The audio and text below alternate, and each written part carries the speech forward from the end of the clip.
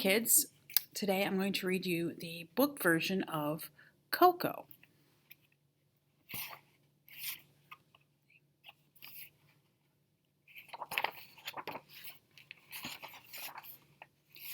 In the small town of Santa Cecilia, there lived a boy named Miguel Rivera.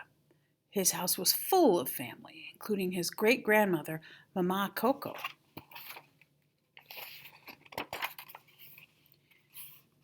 Every year on Dia de los Muertos, the Day of the Dead, his family shared the memories of relatives who had passed on.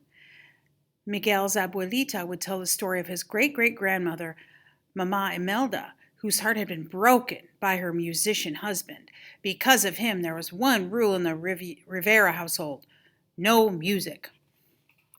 But Miguel loved music. In his secret hideout, he learned to play guitar by watching videos of his favorite musician, Ernesto de la Cruz.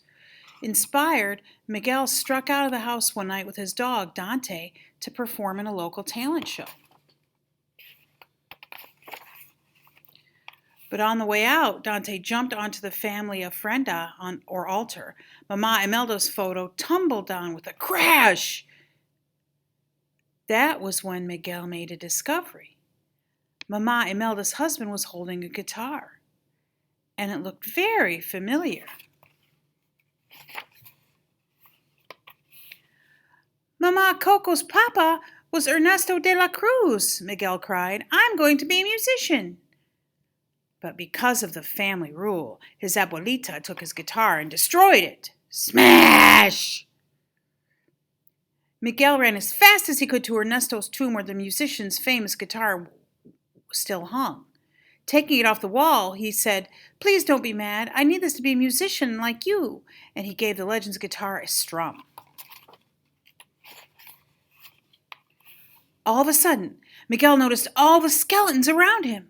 They had followed the path of marigold petals to visit their living relatives for Dia de los Muertos.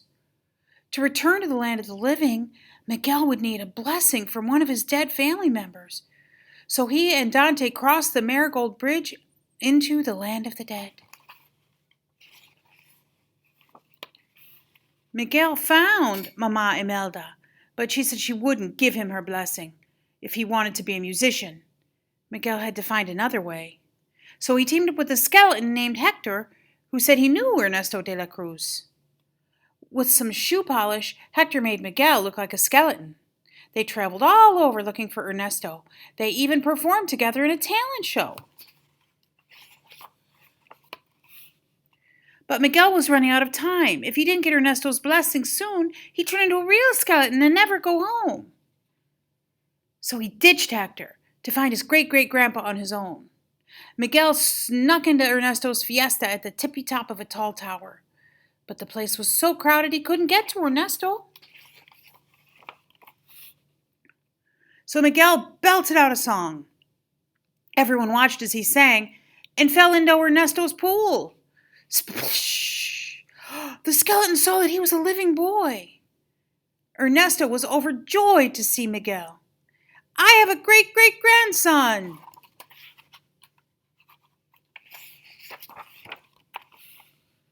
But then Hector appeared, and as the two men argued, Miguel learned the dark truth. His great-great-grandpa had poisoned Hector and stolen his songs to become famous. Miguel was shocked to see Ernesto's face turn cold. Ernesto explained that he couldn't risk letting the world know the truth. Then he threw Miguel and Hector down, down, down into a dark pit.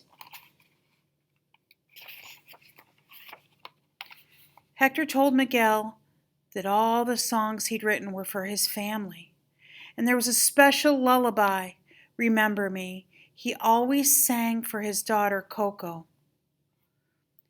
Miguel thought of Mama Imelda's photo and the unidentified man. It's you, Hector! You were my great-great-grandpa! Suddenly, Mama Imelda and Dante came to the rescue. But Hector began to disappear. His daughter was starting to forget him. Mama Imelda and Hector sent Miguel home with their blessing. Back in the land of the living, Miguel rushed to Mama Coco. He sang Remember Me to remind her of her papa. She usually didn't talk much, so Miguel was thrilled when she began to sing along. Mama Coco kept her papa's memory alive by sharing stories of him with her relatives. At last, the Riveras realized that music could bring them closer together. And now Miguel knew he could follow his dream and become a musician with his family's support. The end.